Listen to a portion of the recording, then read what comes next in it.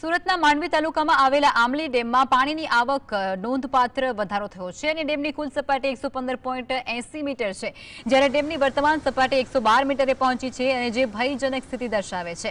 જુલાઈ મહિનામાં rule level 113 metre છે અને 2 દરવાજા ખોલી અને પાણી છોડવામાં આવ્યું છે। માંડવી અને ઉમરપાડામાં સતત વરસાદથી નદી નાળાની અંદર પણ પાણી ભરાઈ ગયું છે।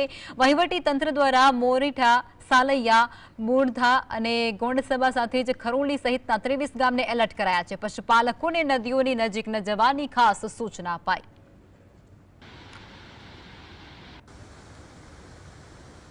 ઘણા દિવસથી વરસાદ વરસી રહેલો છે, તેમાં આમલી ડેમની સપાટી 112 જેટલી છે ને હાલ 800 ક્યુસેક જેટલો ઇનફ્લો આવી રહ્યો છે વરસાદના ને આપણે બે દરવાજા ખોલી 0.30 સેન્ટીમીટર જેટલું એની સામે પાણી છોડવામાં આવી રહેલ છે ને જે નીચાણવાળા વિસ્તાર ખરો એમને એલર્ટ ગામોને જાહેર કરીને જરૂરી સૂચનાઓ આપી દેવામાં